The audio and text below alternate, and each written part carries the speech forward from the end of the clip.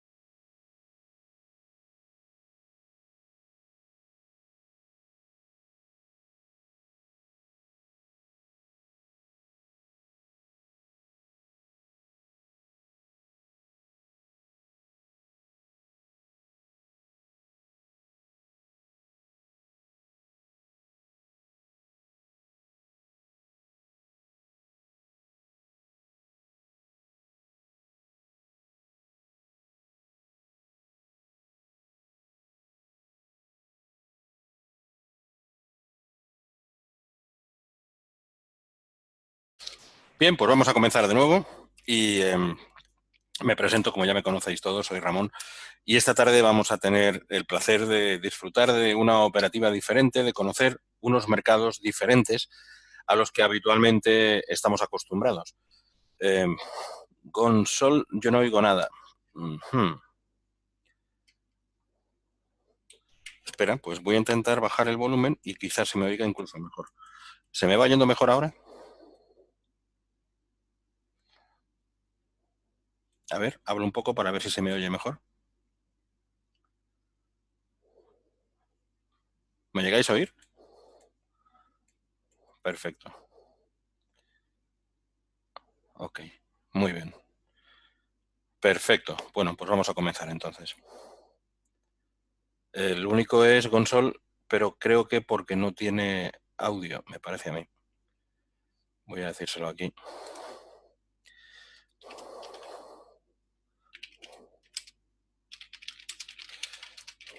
Vamos a decírselo.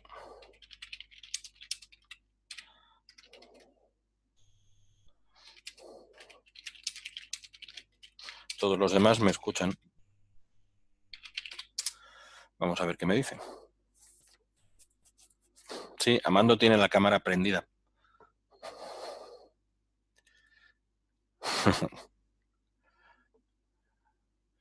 Pero eso tiene una solución muy sencilla. Ya no la tiene prendida. Así ya podemos empezar entonces. Muy bien, pues vamos a comenzar. La sesión de hoy es una sesión interesante, como decía, porque nos metemos especialmente en aquellos mercados que normalmente no se tocan, aquellas cosas que son más curiosas, más interesantes desde mi punto de vista también en muchas ocasiones. Y en concreto lo vamos a ver es todo lo que no son ni Forex ni índices, sino el resto. Para empezar, como siempre, el aviso previo, lo dejo aquí puesto, ya no hace falta ni que lo hable porque esto ya son reuniones recurrentes y solo para que quede a efectos de que estamos hablando de la importancia que tiene el considerar el riesgo en este tipo de productos. Y ya con esto empezamos. Voy a trasladar la MT4 a esta pantalla y vamos a comenzar. Bien, aquí tenemos, como siempre, La configuración que suelo utilizar, que es, como os decía en otras ocasiones, los tres índices que más o menos seguimos, las divisas y a veces bitcoins y compañía, y en la parte de la derecha, dignos representantes del mercado de materias primas. Hoy vamos a hablar especialmente del mercado de materias primas y que, como decía, es algo desconocido para la mayoría de las personas que operan, porque siempre empezamos en lo que es más familiar para todos, que suele ser eh, las acciones al principio, después los índices. Un día pegamos un salto a las divisas y nos metemos en el eurodólar. Algún día hacemos unas exóticas como la libra contra el neozelandés o como el yen contra el dólar australiano, y muy poca gente acaba de entrar definitivamente en lo que son las materias primas. Materias primas. Vamos a poner en la sección de instrumentos la lista entera, que es esta. Le doy siempre cuando empecéis con MT4, en muchos de los brokers, esta lista no está actualizada. Es una lista de cuando pasaron el enlace. Normalmente ha habido incorporaciones y la forma de tener todas las incorporaciones, todos los instrumentos en que se puede cotizar, es sencillamente abrirla y luego sobre cualquiera de los instrumentos, no importa el que sea, poner el ratón, pisar con el botón derecho, me sale un desplegable y en este desplegable mostrar todo. Aquí la barrita ha subido, lo que quiere decir que yo tampoco lo tenía actualizado y eso que la abrí ayer, de manera que ahora sí que tenemos todos los instrumentos que KTM está cotizando. Obviamente aquí yo no veo nada de MetaTrader, me dice Fran. ¿Los demás podéis verme la pantalla? Sí, sí. Bien, pues voy a preguntarle, digo, lo mismo, algo tiene que ver, Fran, algo te pasa en tu extremo, porque el resto de asistentes puede verlo. Vamos a ver qué. Bueno, vamos a ver. Josep, tienes el micrófono abierto. Josep, tienes el micrófono abierto. Vamos a ver dónde está Josep por aquí. Y yo siempre lo puedo cerrar. Ya está cerradito. Ya. Ya está todo. Mejor así, me imagino. Y ahora, bueno, espero que Fran pueda resolver el problema y vamos a seguir con ello. Y básicamente lo que queremos es centrarnos en esas materias primas. Dentro de toda la colección que KTM ofrece, hay muchísimas divisas, hay bastantes acciones de distintos países, todo esto son acciones, y después tenemos por aquí las criptomonedas. KTM tiene una ventajilla respecto a otras brokers que conozco, y es que ofrece una pequeña selección, pero al menos ofrece una selección de criptomonedas. Y en este caso, pues son estas, el Ripple, todos, el Bitcoin, el Litecoin y Ethereum, por ejemplo, y esta que no sé cuál es. Curioso, porque esa no sé cuál es. En fin, seguimos por aquí y aquí tenemos la parte, aunque están mezcladas un poco, pero aquí tenemos las partes de materias primas. ¿Qué materias primas tenemos? Pues depende de donde nos metamos. En realidad, aquí están mezclados algunos índices curiosos con... Ese es el Dash, ok. Sí, es verdad, sí. Algunos índices curiosos con otra información, como por ejemplo del café. Aquí tenemos café, algodón. Este es la renta fija alemana, el Bund, el bono a 10 años de Alemania, es muy interesante. Estos son índices. Este es el gas natural, la naranja, el jugo de naranja. Este es el índice americano, el cuarto. Está el Dow, el SP, el Nasdaq y este es el cuarto. Después el azúcar. Aquí tenemos el cacao, el dólar índice, el índice dólar, que es el que representa el grado neto de fortaleza o debilidad que el dólar tiene respecto a una cartera, una cesta de divisas. Después aquí entramos ya en el dólar australiano. Estos son índices, todos los que tengan X por aquí son índices. Y por abajo ya tenemos pues el cacao, el grano de cacao, el café robusta. Por aquí tenemos el azúcar. Y aquí echo de menos, y ahora lo veremos dónde está, me parece que está más para arriba, la parte de las materias primas más interesantes en realidad, o más comunes, que son ¿dónde están? Aquí está, el Brent, que está aquí puesto, el West Texas, que es el otro petróleo, el de denominación en Estados Unidos, este es el petróleo de referencia en Europa, y por último, aquí tenemos el oro, aunque también estará por aquí el platino y el paladio, que tienen que estar siempre por aquí. Este es el platino y el paladio debería estar por aquí. Aquí está el paladio y la plata. ¿Lo veis? Esta es la selección de materias primas que normalmente usamos cuando nos ponemos a operar. Voy a empezar con las más comunes, con las más utilizadas, y después trabajamos sobre el resto. Y para ello traigo aquí el oro. La forma de analizar siempre cualquier mercado, cuando sea la primera vez que entráis a él, y esto nos sirve también para el resto de las cosas en las que os queráis meter, es darle la mayor periodicidad posible. En este caso le estamos dando una periodicidad mensual, de manera que lo arrastramos en este vistazo de pantalla desde el 1 de julio del 2008. Es decir, estamos trabajando sobre 10 años de perspectiva de la evolución del oro. El oro tiene muchas características especiales. Si venís a alguno de mis webinarios sobre productos específicos, pues procuro darle mucho más contenido, pero básicamente las características principales que tiene en este caso esta materia prima es que trabajamos sobre el oro especulativo, no sobre el oro real. Sabéis que el oro real es el que todos queremos o intentamos tener y es el que se utiliza muchísimo además a nivel industrial. Y el oro especulativo es simplemente el oro con el que nos movemos en los mercados financieros. Dice, pero no es lo mismo. Sí, sí, es lo mismo. Lo que pasa es que el oro especulativo tiene un componente muy importante de oro real. Y en cambio, en algunos de los futuros, esto es un contrato, que no es futuro. Esto, digamos que sigue la cotización del oro real. Pero si nos metemos en algún otro contrato, como veremos ahora el tema del petróleo, los futuros normalmente tienen mayor impacto que el contrato real, que el precio real. En el caso del oro, estamos trabajando sobre el oro real o una especie de réplica del oro real en la parte especulativa, en la parte de mercados financieros. La evolución ha sido esta. Es decir, antes tenemos más todavía. Fijaos lo que nos está dando de movimiento. Si lo voy a parar para que no quede actualizado automáticamente, fijaos el movimiento que tenía desde el año 2000, todo este recorrido alcista, hasta llegar a la máxima expresión del precio del oro, que fue en estos dos niveles, en estas dos velas de aquí, y la máxima de todas, que fue en 1920 dólares la onza. Así es como se denomina el oro, como todos sabéis, y cuando estamos hablando de 1920, estamos intentando, o estuvimos intentando llegar hasta los 2.000 dólares la onza. Casi lo llegamos, no conseguimos, y a partir de ahí pues hubo un momento de, digamos, lateralidad intentando tocar máximos y de repente ya cayó el precio. Cayó el precio y se convirtió en una tónica más bien lateral, como podéis ver aquí. Una pregunta, ¿ahora cuando muevo el ratón se me interrumpe la voz o no? Porque normalmente en los webinarios donde yo utilizo este enlace que es el Zoom, no pasa eso.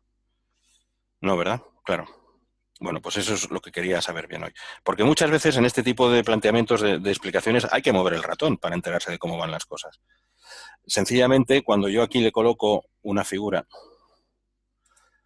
y la planteo de esta manera, veis que, excepto en esta situación extraordinaria, ha habido una lateralidad que llevamos arrastrando desde el 2012, desde el 2013, de hecho, desde mediados de 2013. O sea, en los últimos 5 años, el oro está funcionando con un elemento lateral importante y relativamente grande también, porque hablamos de niveles muy cercanos, si estamos tocando por aquí niveles muy cercanos al 11.000, al 1.150 y llegamos hasta el 1.350. O sea que hablamos de 300 puntos de diferencia, 300 dólares de diferencia en la onza, pero llegamos con esto desde hace 5 años, excepto este punto concreto donde intentamos tocar los 1.000, el nivel de 1.000, y este de aquí donde intentamos tocar el nivel de 2.000.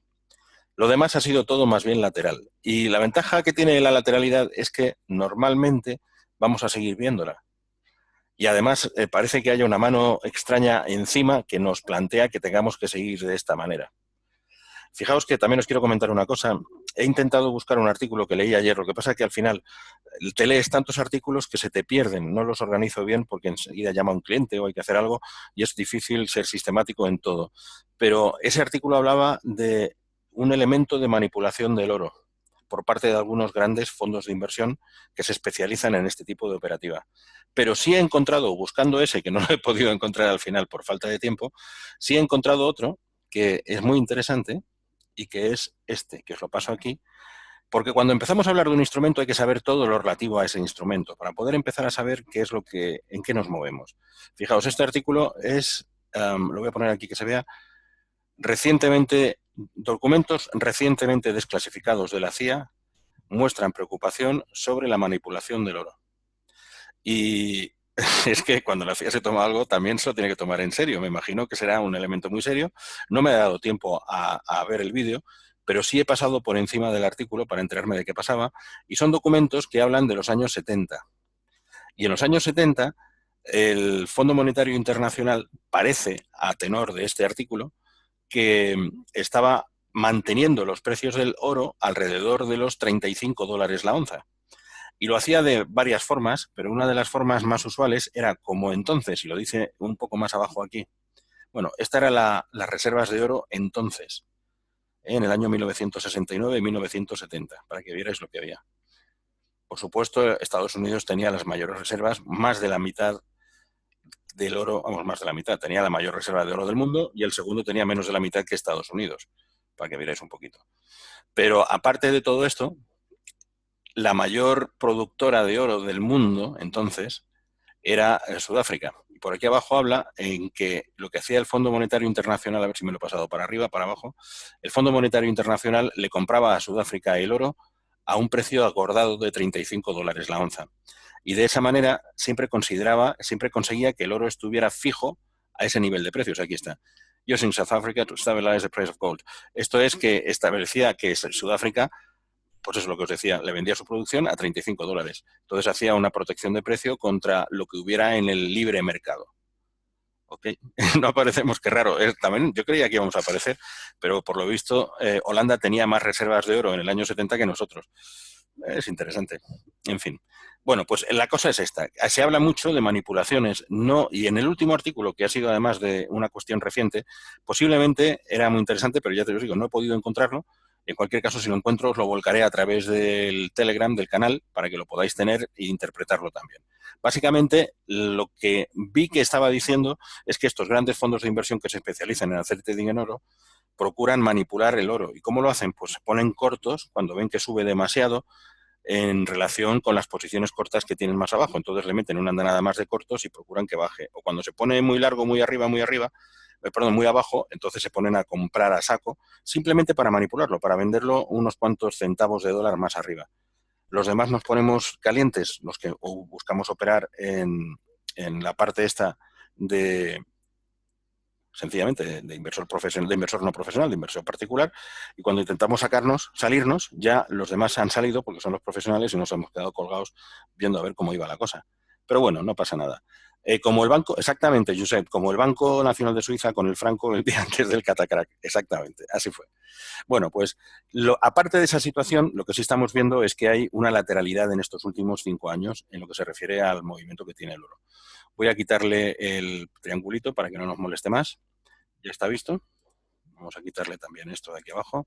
Ahí va. Lista de objetos. Soy bastante malo en utilizar esto cuando no se trata de operar. Ahora, ya está. Bien, y este es el movimiento que tiene en los últimos tiempos. Una vez comprendido que estamos en un rango de unos 300 puntos, o sea, $300 la onza en los últimos 5 años, lo que hacemos es aproximarnos. Y la forma de aproximarnos, generalmente, yo utilizo desde el mensual, me voy al diario, y en el diario de repente ya ha cambiado el escenario, ¿lo veis? Ya no estamos hablando de esa situación, pero tengo que ir hacia adelante para ir directamente a los últimos momentos, que son estos que estamos viviendo ahora.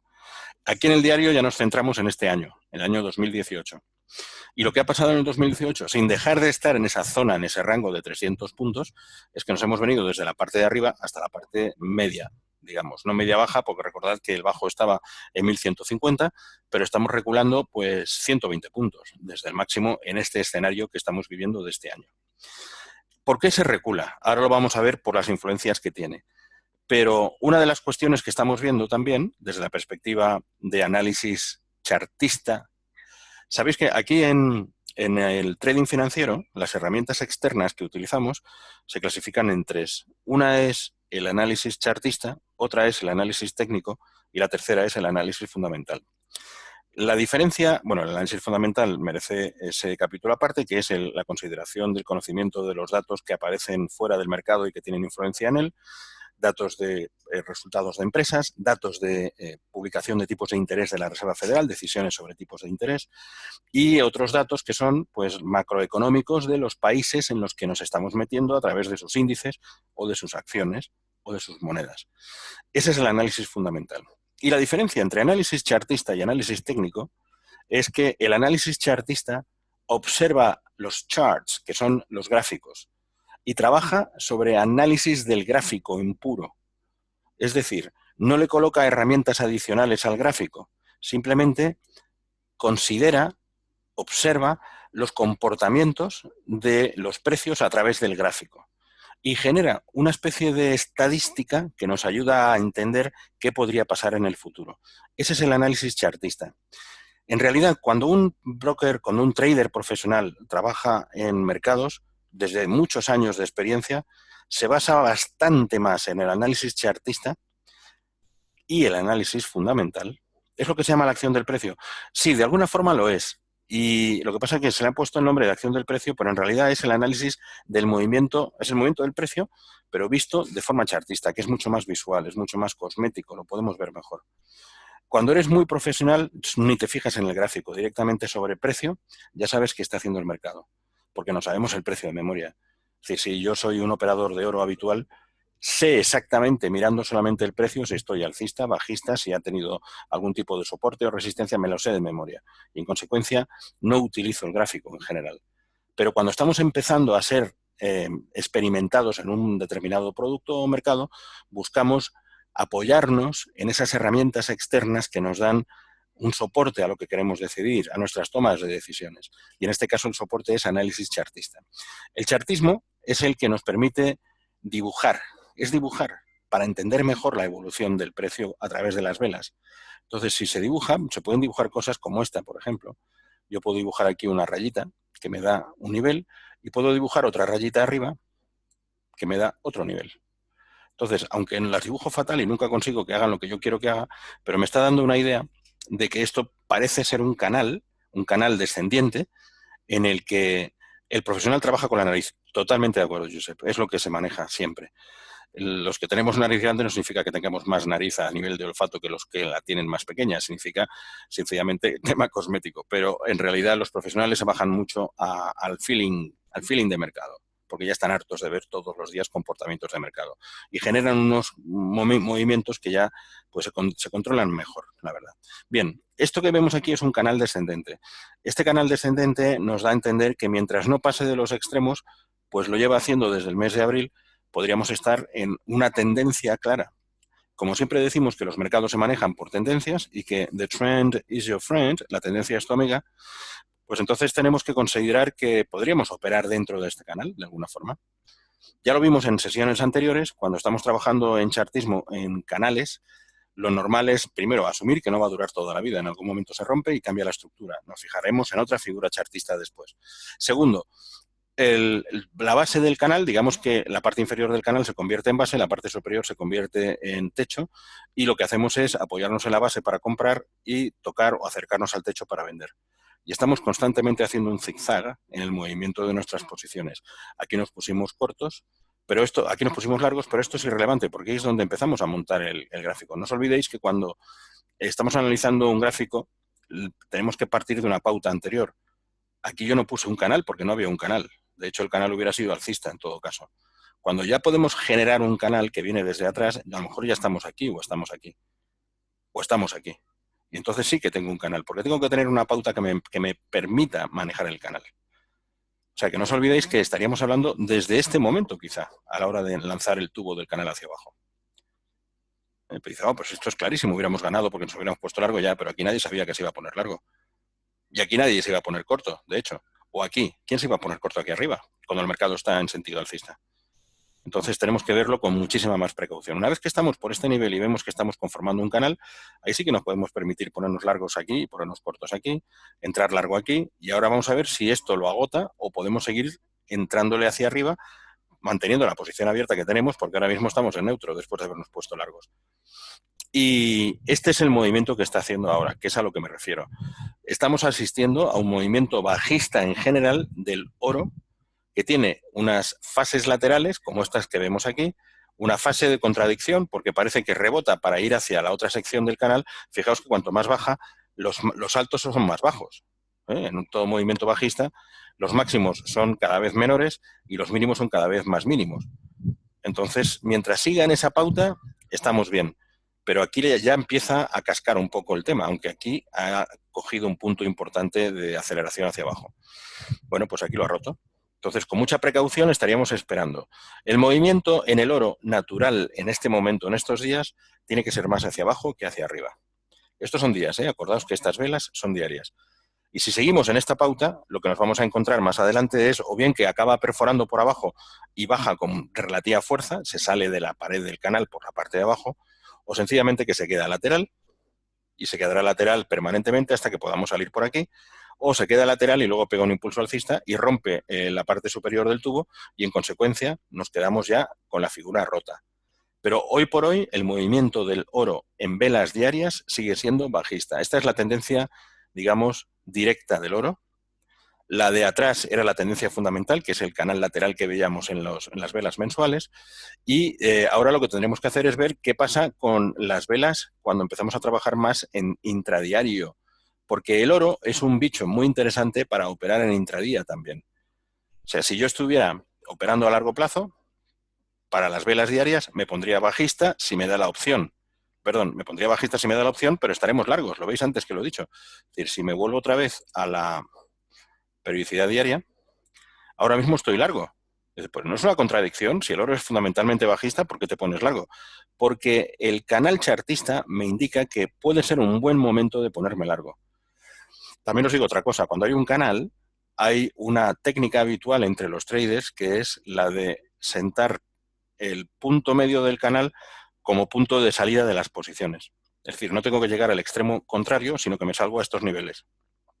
Y aquí me saldría a estos niveles. Esta sería otra opción. No digo que una funcione mejor que otra. Hay veces que funciona mejor el salir en el punto medio, con lo cual mi ganancia es menor, pero el riesgo de que esto se invierta sin haber llegado es también menor.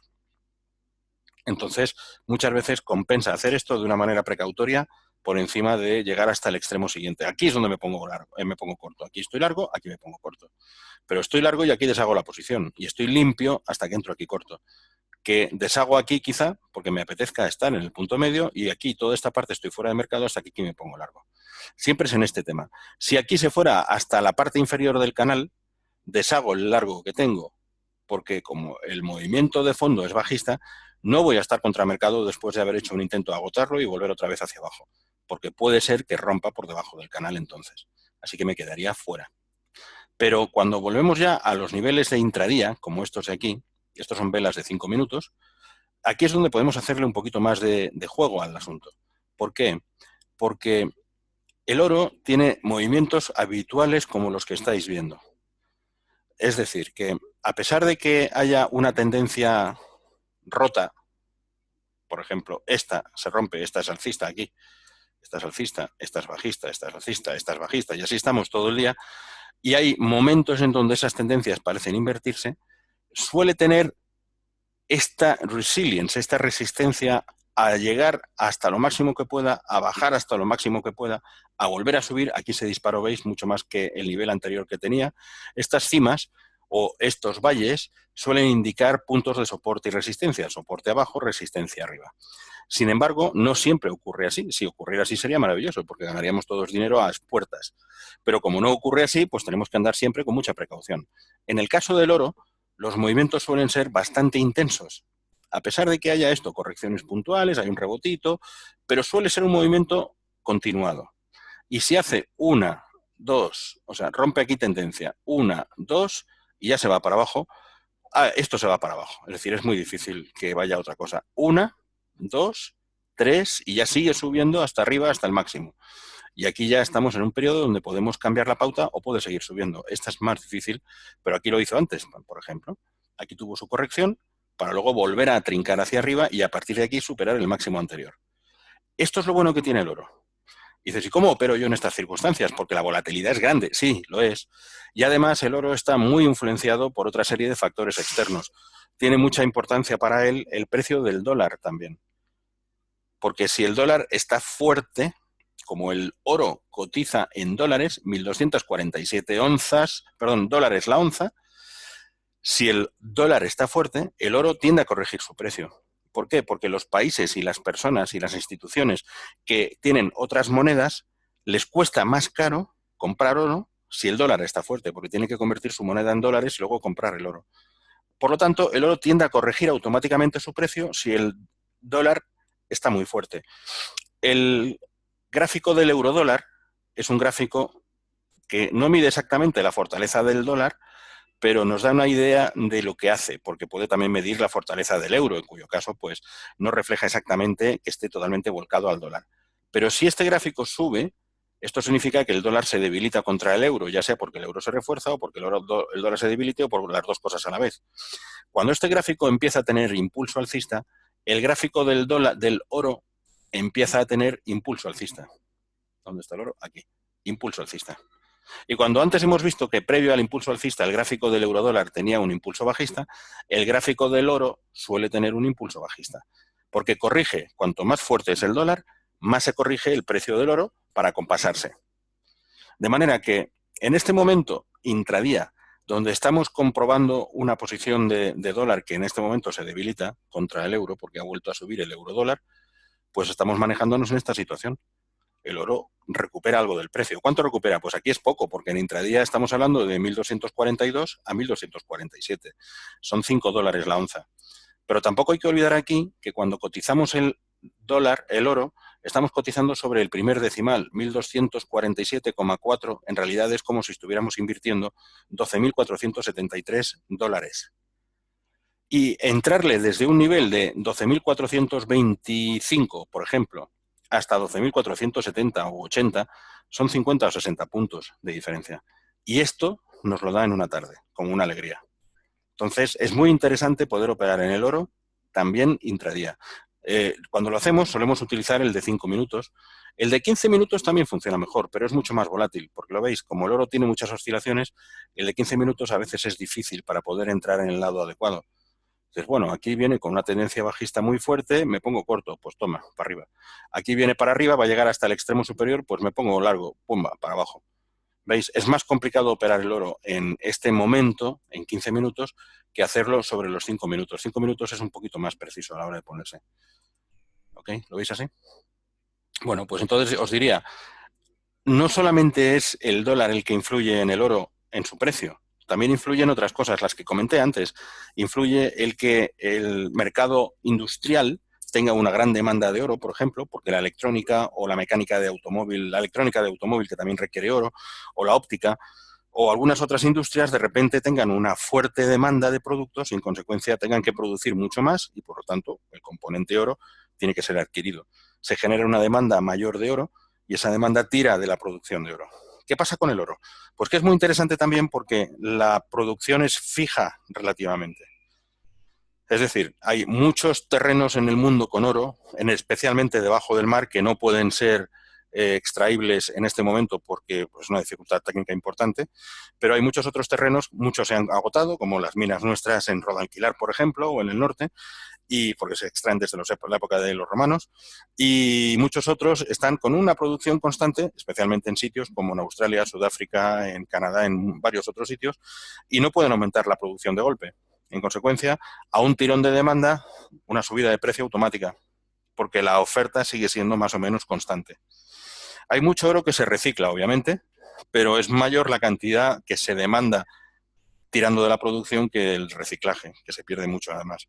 Y en consecuencia, pues estamos viviendo situaciones donde si la economía global va muy bien, se empieza a tirar del oro.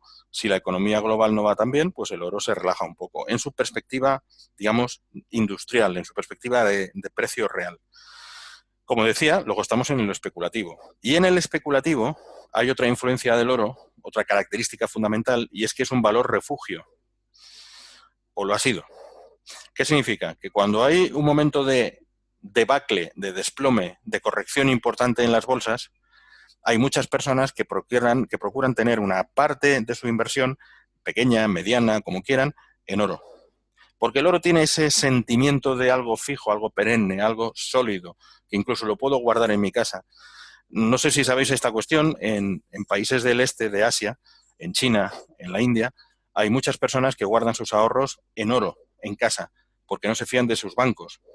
Y en consecuencia es mejor tener el oro metido dentro de un ladrillo o 1 metro de profundidad en el patio de mi casa que tenerlo en el banco, porque el banco mañana me lo vuela o me da papel, que el papel no representa nada, el papel se quema, el oro no se quema. Entonces procuran guardarlo en oro. Y lo guardan en tabletas, lo guardan en onzas, lo guardan como sea, y hay unas tabletitas muy finas que tienen como el tamaño de un teléfono móvil, pero que son 3 veces más planas, más eh, estrechas, más ligeras, y es como una tabletilla de chocolate. Se va cortando tabletas, de ahí dentro de toda esa tableta se van cortando onzas, según uno lo va necesitando para, para utilizarlo, para venderlo, porque necesito oro, necesito liquidez. Entonces se cogen, se va a un compraventas de oro. Exacto, muy bien, Josep. Se van a compraventas de oro y liquidan esa onza para poder tener algo para comer, por ejemplo, o para hacer un regalo. En la India, el oro se utiliza muchísimo como regalo tradicional en las bodas. Y entonces hay un tirón enorme unos meses antes de la época de las bodas para que, porque todo el mundo empieza a pedir oro por todos lados. La gente hasta se endeuda durante años para poder quedar bien en una boda. Y se le regalan brazaletes, collares, pulseras, de todo, de oro a los novios y es una forma bueno, pues de ser generosos con ellos. El novio luego o los novios van a poder disponer de ese oro como quieran. Parte lo guardan, parte lo convierten en liquidez, parte lo convierten en una casa o en un coche o en un viaje o lo que quieran. Antes la gente se ponía los dientes de oro. Pues sí, también es verdad que se ponían los dientes de oro. Bueno, pues este es un poco el planteamiento que nos vemos aquí. Cuando hay demandas puntuales del mercado físico o del mercado industrial, el oro tiende a subir. Eso en la perspectiva macro. Pero en la perspectiva micro, la especulación es la reina. Así que cuando veáis estos tirones que está haciendo, un tirón, otro más, es simplemente tema especulativo. O bien que haya habido algo que se haya dicho fuera de mercado que pueda afectar al precio del oro. El oro está ahora depreciándose porque el dólar está aumentando su valor de alguna forma, después de los puntos que hemos llegado a 1,19, 1,20 y tal, ahora estamos recogiendo velas poco a poco, aunque en este momento concreto, en esta tarde, en este momento, esté volviendo a debilitarse un poco respecto al euro.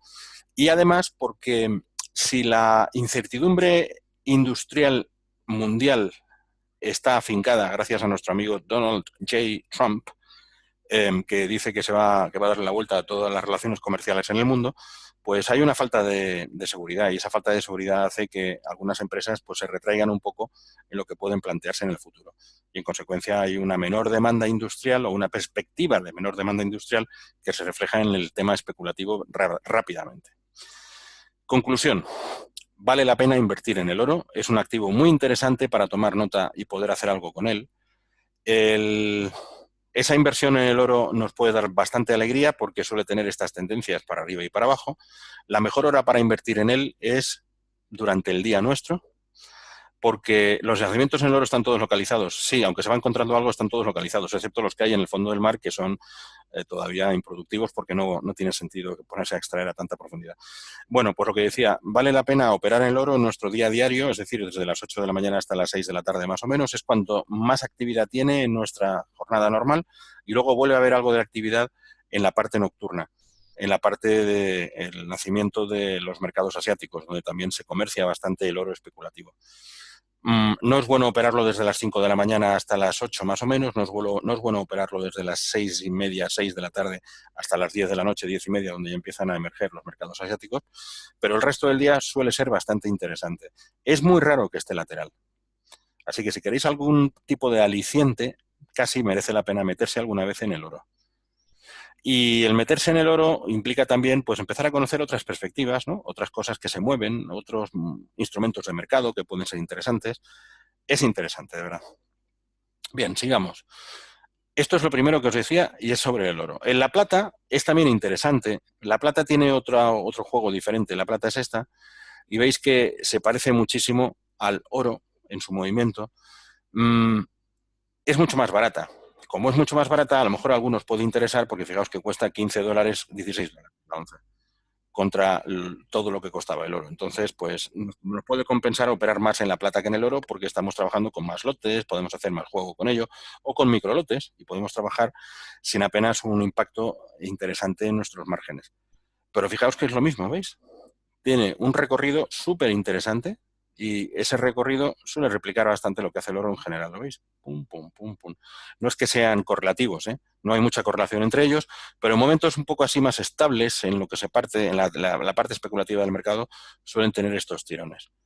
Es donde entra la parte macro más que la parte micro. Entonces puede ser más interesante también, ¿veis? Esto es lo bueno. Y siempre recomendaría poner stops, porque nunca sabes cuándo se va a agotar la tendencia. Esta tendencia bajista se agotó de repente y soltó una tendencia alcista que ha superado con creces el nivel anterior. Entonces hay que tener mucho cuidado. Esta de aquí, por ejemplo, está haciendo esto, parece que va a bajar y de repente ahora recupera y vuelve a subir y supera la cima anterior. Entonces hay que tener mucha precaución en todo esto. ¿Ok? ¿Qué es la mejor forma? ¿Cuál es la mejor forma de hacerlo? Pues mirar la tendencia, procurar estar en ella, montarme un stop loss siempre, y si veo, y aquí hay que ser grandes dibujantes, mejor de lo que yo soy, pero si veis que tiene un suelo aquí, en el momento en que este suelo quede quebrado, no por una velita o por una aguja, sino por varias o 2 o 3, fuera porque cambia la tendencia, ya se supera este soporte que tenía antes en ese planteamiento alcista que está ofreciendo. El oro y la plata, los dos. Hay una teoría por ahí rara, pero ha funcionado siempre, en donde, como hace estas circunvoluciones, si lo metemos en un poquito más así, lo que hace es decir, bueno, pues yo me pongo largo y corto, más o menos por aquí las dos, y en algún momento voy a sacar el rendimiento a las posiciones largas y en otro momento a las posiciones cortas, hasta que ya se salga. Bueno, pues es otra forma de operar. Un día os lo voy a explicar con un poco más con bastante más detalle, porque es de uno de mis clientes que trabaja bastante desde hace tiempo con ello. Y bueno, pues él lo sabe muy bien porque lo lleva usando muchos años y le sale bastante rentable. Pero es algo muy especial, es poniendo varias operaciones consecutivas, unas largas, otras cortas, y luego gestionándolas rápidamente. O sea que también con stop losses a distintos niveles. Bueno, déjame ver qué es lo que estáis diciendo aquí de la cámara para ver si la puedo anular yo también. A ver, voy a ver dónde la tenemos. Aquí está, vale. José Luis, te quito la cámara. Hala, fuera. Ya está. Y ya nos centramos en esto. Bien, oro y plata. El paladio y el platino no son tan interesantes. Y no lo son porque veis que, voy a ponerlo en su momento final para que lo veáis, hace lo mismo, pero es mucho más volátil. Este es el paladio. Y el platino, que está aquí, hace lo mismo. Pero también veis que las velas son más grandes y hay mayor volatilidad. Una vela grande es una vela con volatilidad. Una vela con aguja, es decir, con unas agujas puntiagudas fuertes, es también de mayor volatilidad. No interesa tanto, más que a aquellas personas que sean más expertas en este tipo de mercados. Si no, es muy peligroso. ¿Ok? Y estoy de paso viendo que ha habido un descenso en el Dow Jones muy importante con respecto a lo que se ha hecho antes, con lo que es muy fácil que haya habido algún susto y que Trump haya dicho alguna de las tonterías que está acostumbrado a decir. Lo que pasa es que ahora son el horario europeo que coincide con el cierre este también de ahora. Pero ha habido algo interesante ahí. Ya veremos ahora qué es. Posiblemente sea él, pero pueden ser otras cosas. Pero ya no había más datos hasta ahora que fueran relevantes, creo yo. Bien, sigamos. Es que no puedo evitar de mirar los mercados otros de reojo siempre. Estábamos en los metales preciosos. Estos son los 4 principales metales. Son los que más se utilizan. Y aparte está el cobre, que es este de aquí. El cobre ha tenido muchísima aceptación a nivel de especulación durante mucho tiempo.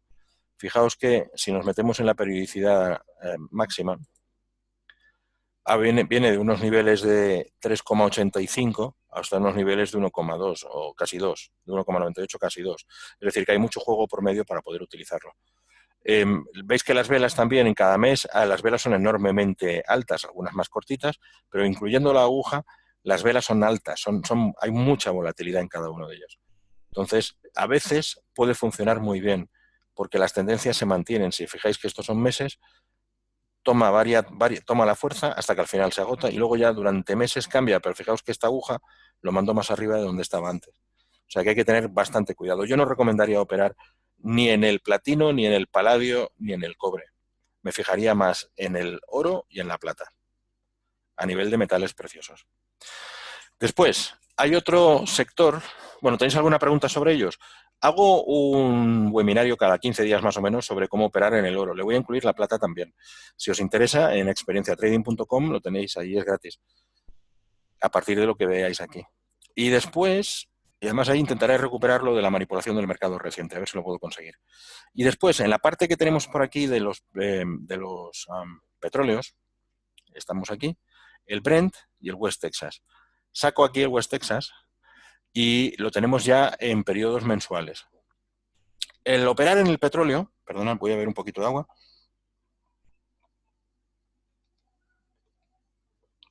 Perfecto. El operar en el petróleo es muy interesante también porque nos da unos planteamientos de operativa majos en el sentido de que Tiene volatilidad, que las tiene, lo veis que las agujas son también relevantes, las velas son también bastante largas, pero suele tomar tendencias mensuales. En el petróleo, con más razón todavía, hay una influencia muy clara de la OPEP y de Estados Unidos. Es decir, desde la perspectiva fundamental, desde lo que afecta al mercado desde fuera, tenemos la presión que está haciendo siempre la OPEP para intentar que el precio del petróleo sea lo más elevado posible. Vamos a recordar que los momentos que hemos tenido un petróleo alto pues han sido enormes y en los últimos tiempos, en los últimos 3 años, pues hemos llegado a estos niveles de por aquí, que son altísimos. Altísimos me refiero que pasamos los 100, pasamos los 110 y hemos estado cerca de llegar a $120 el barril de petróleo.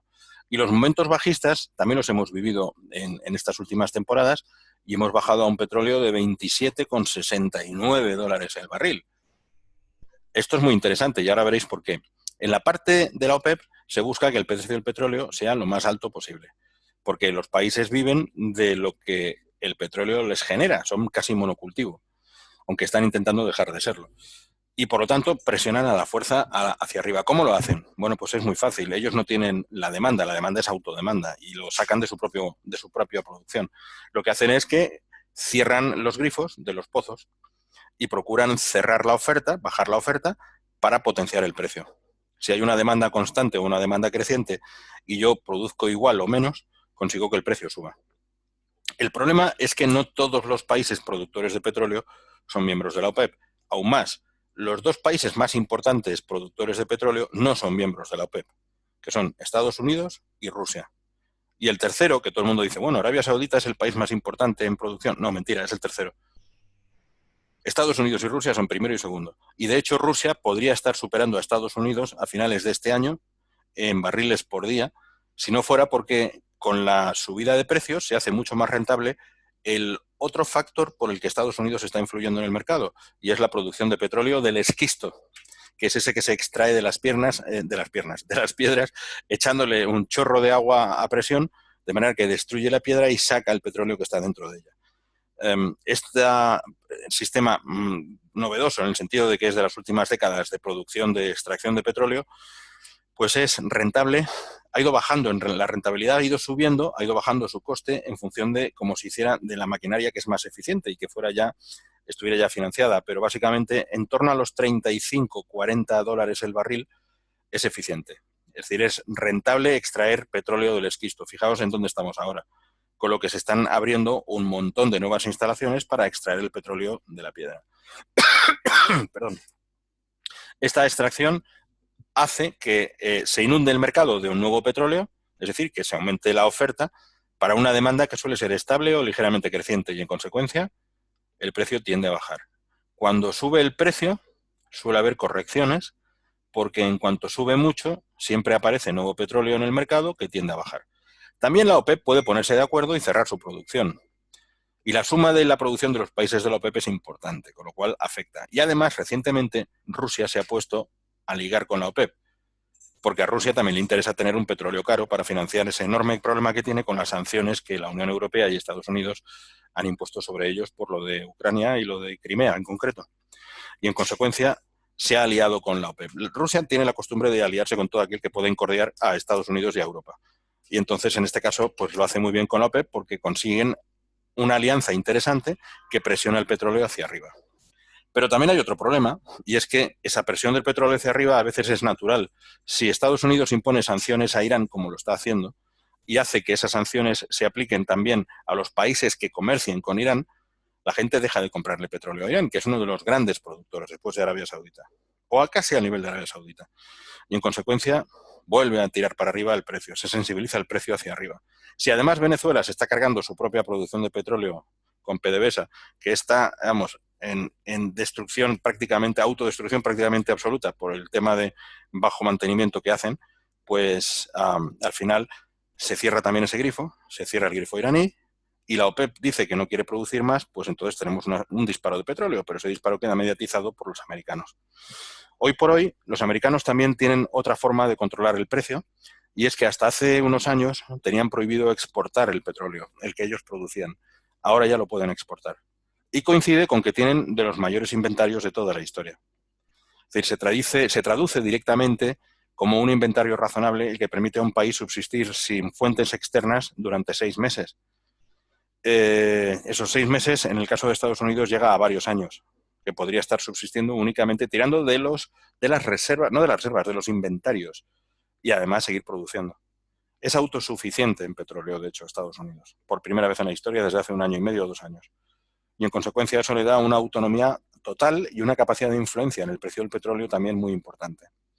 ¿Qué otros factores hay en el precio del petróleo que nos pueden ayudar para hacer trading? Por ejemplo, en lo que vemos por aquí, pues las crisis prebélicas que se montan o las crisis bélicas en el mundo, cuando hay una crisis importante, repercute en el precio del petróleo porque los ejércitos demandan muchísimo combustible, el queroseno, la gasolina, etcétera, porque hay que hacer mucho transporte de tropas, mucho avión, mucha logística, y esto hace que se multiplique el precio. Cuando hay, digamos que un traslado masivo de tropas, suele dispararse mucho el precio del petróleo. Y nosotros podemos utilizarlo desde la parte especulativa para sacar algo también. El problema es que el petróleo, como lo vemos aquí, este petróleo es el futuro del mes. Hay futuros trimestrales, futuros mensuales, se utilizan los futuros mensuales tradicionalmente. Y al ser un futuro, dentro de 30 días muere el contrato original y este que estamos operando aquí, el Brent también lo hace. Y entonces tenemos que meternos en el siguiente contrato, porque este muere.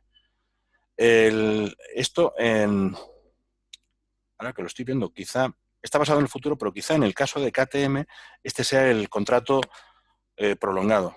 En otros proveedores, en otros brokers, el contrato es mensual y una vez que se termina ese mes, muere directamente. Creo que en KTM se basa sobre el futuro, pero es continuado y esto nos permite no tener que salir de uno para entrar en otro, va a ser permanente. Voy a confirmarlo, pero me parece que sí. Con lo cual, fenomenal, porque es una gran ventaja que en KTM hay que no la hay en otros brokers. Quiero decir que no tenemos que cerrar una posición cuando llega el vencimiento del contrato sobre el que se basa y tener que abrir otra, porque eso es un doble coste de horquilla. Y además estar pendiente de que a lo mejor me cierran cuando cierra la subasta de futuros y la hemos fastidiado. Este no, este es continuado, pues genial, lo voy a confirmar. Bueno, pues este es el caso del petróleo.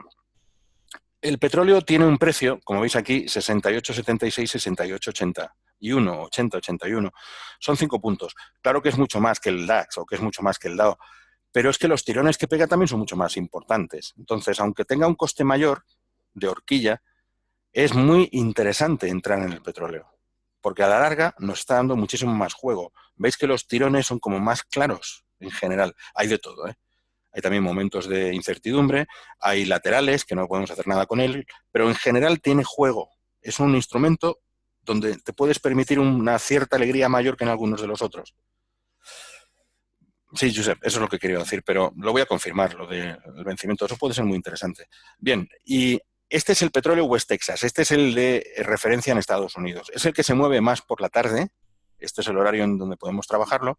El Brent se mueve más por la mañana, pero en realidad da igual, porque el Brent va a hacer lo que le diga el otro por la tarde y el West Texas en general va a hacer lo que le diga el Brent por la mañana. No es que los dos vayan a la par. El West Texas está en 68,77, este está en 73, digamos que están en 5 puntos de diferencia, $5 y 10 céntimos, $5 menos 10 céntimos, o sea, 4,90 de diferencia en este momento, pero no siempre es así, hay veces que se separan más. Hace un mes estaban a 6, 7 dólares de diferencia y hace 1 año y pico estaban al revés, estaba el West Texas puntualmente más caro que el Brent. ¿Por qué es esto? ¿Podemos fijarnos en uno para ver lo que hace el otro? Sí, en términos generales, el movimiento, en chartismo, el movimiento va a ser equivalente. Siempre tendríamos que decir que este es el que monta el esquema por el día y este es el que lo hace por la tarde en West Texas. ¿Okay? Y lo que ocurre es que no es fijo, no es una correlación exacta, porque hay influencia. Hay el petróleo West Texas y el Brent, los dos son del mismo estilo de petróleo, pero uno es el que más se consume, se extrae en Estados Unidos, el otro se extrae más en la zona europea, en el Mar del Norte. Brent es una zona de extracción de petróleo del Mar del Norte, por eso se llama así.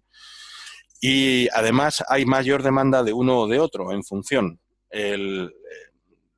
Hay diferencias desde la parte industrial y desde la parte física del producto.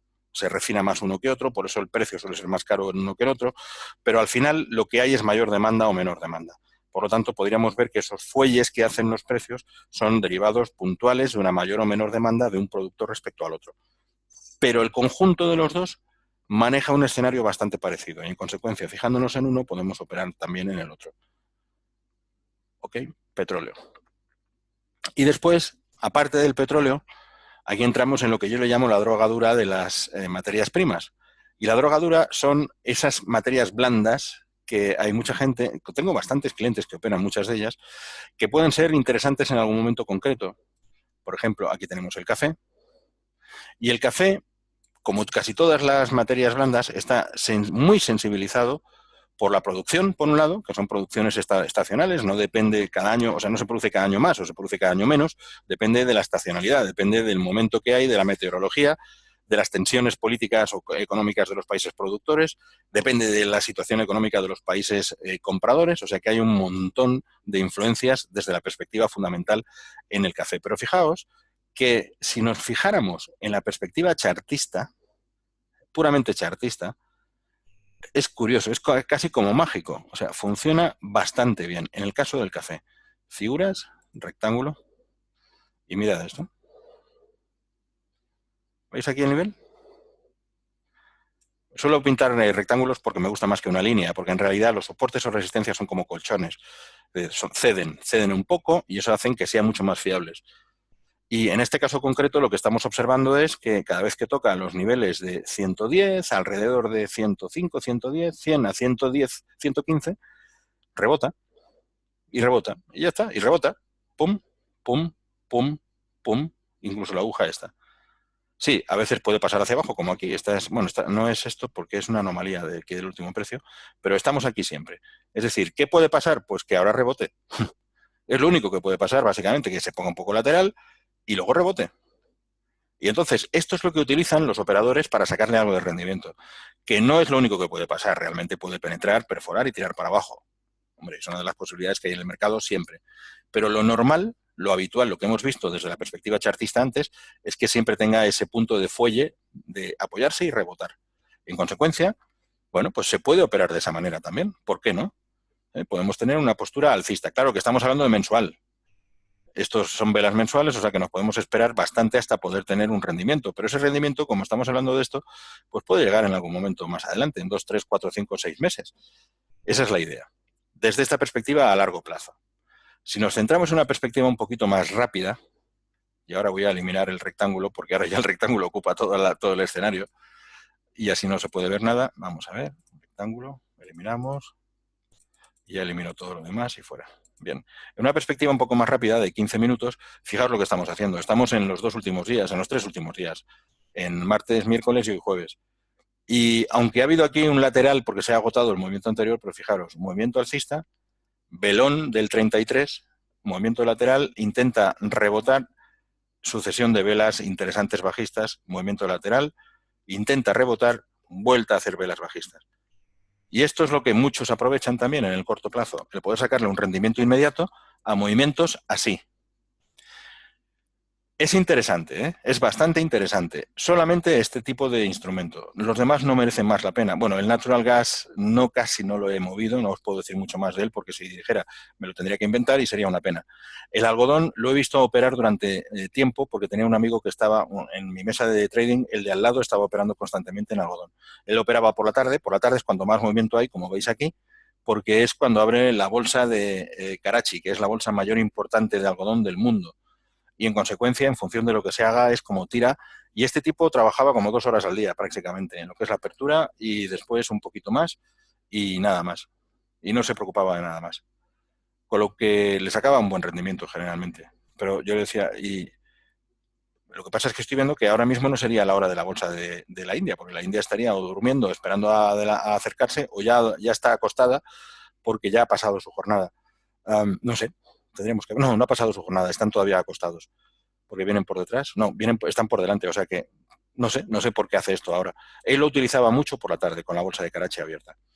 Y el tema también es que luego se queda muy parado, muy pasmado, y veis que hay muchos gaps y tal, entonces tampoco interesa mucho meterse si no estás justo en el momento más oportuno, por eso no lo utilizamos. Y luego tienes los otros, como el jugo de naranja, y son aquellas cosas en donde sí que realmente considero que no merece la pena introducirse, porque si no conoces el fundamento de un producto, no te metas a operar en él. La información es más limitada que en el oro o que en el petróleo o que en el platino, el paladio o la plata, y además es muy volátil el mercado en general, porque depende de algo mucho más estrecho, es un mercado más estrecho. Entonces no compensa hacerlo. Tenemos el azúcar también, y aunque tiene otro movimiento diferente, como estáis viendo, el azúcar hay dos tipos, el número 11 y hay otro que no me acuerdo, el número 5 me parece que se llama el otro. Son distintas calidades, distintos movimientos, es algo como muy especial. No merecería la pena. Mira, aquí hay otro que puede ser el mismo, no lo sé. Por aquí abajo. Bueno, en cualquier caso, no merecería la pena meterse mucho en ello porque, porque es un gran desconocido del mercado, de nosotros como operadores medio profesionales o profesionales y de los que no lo son tampoco. O sea, no lo conoce nadie y si no lo conoce, ¿para qué te vas a meter en algo que no conoces, como os decía? Así que mejor centraos en lo que más conoce todo el mundo, en lo que mayor volumen tiene, que es el oro y en los petróleos en concreto y la plata. Digamos que son los 4 elementos de materias primas más relevantes a la hora de ponerse a operar. ¿Alguna pregunta hasta ahora? Bien, pues seguimos. Me falta una parte concreta de explicar hoy que es también muy interesante y que es la que se está poniendo muy de moda estos días. Y es estos chavalitos que veis aquí así de reojo con el rabillo a mano derecha abajo, a mano izquierda abajo, estos coleguitas son las criptomonedas. Yo tengo un webinario sobre criptomonedas en donde le digo a los asistentes que recomiendo intensamente no operar en criptomonedas a través de los CFDs. Y lo hago porque al riesgo intrínseco que tiene una criptomoneda, porque puede hacer una bajada o una subida de un 10 o un 15% en un día y se queda tan pancha, hay que sumarle el riesgo de un apalancamiento como el que tenemos, de 1,200, por ejemplo. En el caso de las criptomonedas el apalancamiento es menor, pero sigue siendo un apalancamiento importante. Entonces estás multiplicando el riesgo gratuitamente. No merece la pena.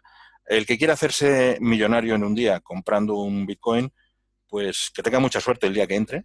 Ojalá, porque lo puede hacer. ¿Por qué no? Sí, claro. Pero corre un grave peligro porque se va a hacer convertir en uno de estos de la calle después.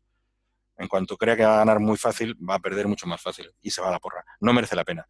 Aún habiendo dicho eso, la criptomoneda está muy de moda y puede hacerse una jugada interesante con ella. Este es lo voy a poner en periodicidad mensual. Depende de los brokers, tienen ya mensual histórico añadido o no. La mayoría de los brokers empezaron a cotizarlo hace poco, entonces su histórico es muy limitado, ¿lo veis? Entonces no nos da un juego suficiente. La periodicidad debe ser un poquito más diaria para poder tener mayor capacidad de movimiento, o incluso a ver si la vamos a poder hacer semanal para tener más capacidad. ¿Semanal? Semanal es muy poca. ¿Sabéis qué vamos a hacer? Voy a colocarlo en otra página web y lo voy a sacar del propio mercado, que es, hay muchas páginas, pero hay una página especial que yo utilizo todos los días para poder ver los precios de las criptomonedas y suele estar bastante bien. Entonces voy a sacarla un momento, la estoy llamando Cryptocurrencies, aquí está. Cryptocurrency, aquí. Y con esta página podemos ver cuál ha sido la evolución, cuál es la evolución mucho mejor que si lo viéramos a través de lo que hay aquí. Vamos a ponerlas. Aquí está. Esta es una de ellas. Hay muchas más, pero esta nos podría valer. La voy a llevar ahí para que la veáis. Ok, a ver si me sale aquí bien. Están haciéndole cambios todos los días, pero algo nos puede dar Cryptocurrency. A ver. Están poniendo limited access al control a los usuarios en la Unión Europea, fijaos, por lo del tema de las bases de datos, del control de datos de los clientes. Por esa razón no está soltando mucho aquí. Pero bueno, tengo más. Así que vamos a poner aquí otra. Vamos a ponerle otra. Cryptocurrency. Y aquí me sale otra que es de... Ay, ¿cómo era esta página? A ver si la tengo aquí. A ver. No, esta no es. Cointelegraph tampoco. Vamos a seguir más para abajo. News o Market. Aquí TradingView. Este es. Y aquí lo vemos. Entonces, este es cómo funciona. Bueno, para empezar, deciros que hay miles de criptomonedas. Aquí tenéis un ejemplo de algunas de las que hay, pero hay muchísimas más. Hay una que se llama Aragón. Qué curioso, interesante. Bien, pero hay muchas más, hay montones. Las que nos interesan realmente son las primeras, son de hecho las 4 o 5 primeras. Normalmente utilizamos Bitcoin, Ethereum, Ripple, Bitcoin Cash, estas. Luego hay otras más, pero generalmente son estas. Y la que tiene una referencia fundamental en el mercado es Bitcoin. ¿Por qué? Porque tiene una capitalización de mercado de este nivel que está muy por encima de la suma de todas las demás. Fijaos que la segunda es Ethereum, que no llega ni a la mitad de lo que cotiza en el mercado esta. Y por lo tanto nos interesa mucho. Y estos son los precios que tienen también. El Bitcoin es la más conocida y por lo tanto la que más precio tiene. Y estos son los movimientos que está haciendo hoy, para que tengáis una idea. Fijaos que los movimientos suelen ser muy tensos, muy fuertes, muy intensos. Y estos movimientos nos permiten entender que uno puede ganar una fortuna o perderla en un solo día en el Bitcoin, por ejemplo, o en el Ethereum. Cuando entramos en la moneda en concreto, es apasionante el tema este, ¿eh? Es apasionante porque nos da el... No quiero cambiar a español, me apetece más el inglés. Nos da una cuestión muy importante, que es entender cómo funciona la operativa de las criptomonedas, porque la criptomoneda se puede ver como un activo para operar en ella, pero se puede ver también para poder aplicarla hacia algo, que es lo que muchas de las criptomonedas han estado haciendo. Entonces, mirad, este es... Ay, déjame sacar cosas de estas y ya está. Vamos a sacarlo bien. Bien, esto es Apple, pero yo no quiero Apple, yo quiero las criptomonedas. Por favor. Está bastante bien esta forma de ver los gráficos, por cierto. Qué barbaridad. Está muy bien. A ver cómo puedo sacar yo aquí. A ver. Criptomoneda contra el dólar. Bitcoin contra el dólar. Ahora va a salir el gráfico. Exactamente. Mirad. Este es el gráfico desde un año de la evolución que ha tenido el Bitcoin en dólares. Y fijaos lo que hay. Venimos de niveles por aquí de menos de 4.000 y después ha empezado el empujón de finales del año pasado y después un momento de grandes tensiones cuando hemos estado viendo intentos de lanzarlo hacia abajo y ahora estamos en casi uno de los peores, donde de haber llegado a niveles muy próximos a 20.000, porque nos quedamos por aquí en 19.000 y pico de máximo, aquí pone 18.000 y pico, yo lo he visto un poquito más alto en otros gráficos.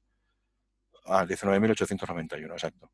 Después aquí hemos visto niveles de 6.000 y hay un pronóstico que dice que podríamos llegar hasta el 5.000 antes de empezar a sentar base y poder subir otra vez. Fijaos que aquí dice, en técnico, dice que lo más recomendable es ponerse bajista. Estamos muy cerca del sell, estamos en el sell. No llega a ser un strong sell, pero hay 14 que piensan que va a bajar y 2 que piensan que va a subir y 10 que piensan neutro. Entonces, la perspectiva en Bitcoin en concreto es bajista, donde estamos ahora. Lo que dice esto no significa que vaya a pasar, ¿eh? Esto no es más que un tensiómetro. En realidad, esto puede rebotar y subir otra vez, o puede caerse profundamente, o puede quedarse donde está. Es muy complicado poder hacer una operativa basado en lo que dicen otros. Muchas veces los profesionales no son tan profesionales. Pueden ser muy conocedores del mercado y aciertan muchas veces, pero no siempre se acierta. En consecuencia, cuidadito. Pero es muy interesante porque siendo la perspectiva bajista, podemos quizá ponernos cortos para aprovechar un momento de tensión hacia abajo y luego recuperar algo de dinero en esa caída antes de volver a ponernos largos más adelante. Si lo hiciéramos de esa manera, voy a ver, si estamos aquí en el 15 minutos, por ejemplo, y ahora ha estado lateral, pero ha pegado una buena bajada, imaginaos, ¿por qué no lo vamos a hacer? Vamos a hacerlo. Me voy a poner vendiéndome un Bitcoin, como no sé el impacto que tiene en garantías ni nada, pues antes me voy a poner vendido en un Bitcoin y voy a ver hasta dónde llegamos. ¿Uno? ¿Tengo bastante dinero? Sí. Vamos para adentro. Vale, hemos vendido uno. Vale, aquí estamos vendido uno. El precio es 688,5 porque estamos trabajando sobre decimales. Claro, sobre el decimal. Perfecto, muy bien. Y estamos en este momento con el spread perdiendo 15 dólares. Bueno, vamos a esperar a ver qué es lo que ocurre. Y en estas circunstancias es un poco más recomendable ponerse el corto que largo, pero es que no sé hasta dónde voy a llegar aquí.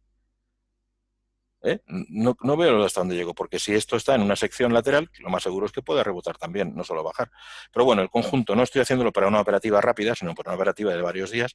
En conjunto, a lo mejor merece la pena estar viéndolo y ver hasta dónde podemos llegar.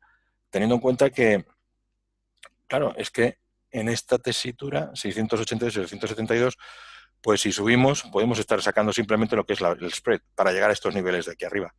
Entonces tenemos que verlo con mucho cuidado para ver hasta dónde puede llegar. Pero en concreto tenemos otros 4 más en los que se puede operar. Y estos tienen, ¿veis? Un volumen, un importe, un monto mucho pequeño, mucho más pequeño, y en consecuencia también puede ser muy interesante para poder operar con ello. ¿Dónde tengo el stop? El stop estoy controlando la posición. Cuando tengo la posición delante de mis ojos, no la pongo la stop, la pongo después. Y además siempre tengo que analizar dónde está. Si estoy bajista, ¿dónde pongo la stop? Aquí. ¿La puedo permitir poner aquí arriba? ¿La puedo permitir poner aquí? Entonces tengo que verlo. Pero siempre hay que poner una stop. En mi caso, yo lo que hago es simplemente estar, que no puedo dejar de mirar la pantalla. De hecho, tengo esta pantalla para enseñaros, pero tengo 4 pantallas y en la cuarta está replicando esta, con lo cual, si aquí cambiara de pantalla, en la otra estoy manteniendo mi plataforma también para no perder perspectiva. O sea, que no tengo problemas en ese sentido, pero tengo que estar muy controlando en todo momento. Siempre hay que poner una stop en todo lo que hagáis, porque basta que Trump hable para que esto se vaya a la porra. Entonces, no tiene ningún sentido. Siempre hay que tener una stop puesta. ¿Tengo estas sin stop? Sí, pero estas las tengo puestas con muchísimo margen. Estas no me importan. Esta y esta, fijaos lo que tiene. Y además, normalmente esta plataforma la tengo para hacer pruebas de algunas cosas que me interesan. Ahí tengo un buen capital, o sea que no me importa tampoco. Pero de hecho, estoy comprador de este y no me fío mucho de Trump. Así que vamos a cerrarlo, por si acaso. Y el eurodólar le pondré una stop dinámica, en cambio, que es lo más normal. O sea, si le meto una stop dinámica, yo digo que la quiero, por ejemplo, en 300 puntos, ya me quedo más tranquilo, porque si sube, sube y sube, me va a saltar la dinámica, y si baja, baja y baja, pues me va a seguir potenciando lo que le voy a sacar al negocio con este. O sea que me interesa más seguirlo así. Vale, y swap positivo, correctamente. En swap estoy sacándole 35 pavos ya, con lo cual me interesa. Esto es una cosa interesante que la gente no conoce, y es que cuando en los pares de divisas te pones bajista, te pones corto en el eurodólar, por ejemplo, en vez de cobrarte costes de financiación nocturnos, te abonan abonos de financiación. Es decir, que recuperas dinero por la noche por tener la posición abierta. Es lo que llamamos el swap, overnight charges, overnight income, y entonces nos interesa mantenerlo en esas circunstancias. ¿Vale? Bueno, pues estábamos hablando de las criptomonedas. Una cosa que es muy importante de las criptomonedas es ver sus fundamentales. Los fundamentales de las criptomonedas se basan en su dinámica como sistema de pagos internacional. Cuando hablamos de ellas, no son simplemente un instrumento que alguien ha creado y se pone aquí para especular. Es que hay un montón de maquinaria detrás que hace que ese instrumento tenga sentido práctico en el mercado. ¿Qué sentido tiene? Pues lo que llaman el blockchain, que es ese sistema de pagos en donde se forma como una cadena de controladores que se aseguran de que todo el proceso sea incorruptible. Dicho esto, también hay algún método de corrupción, pero se elimina rápidamente. Voy a dar un ejemplo.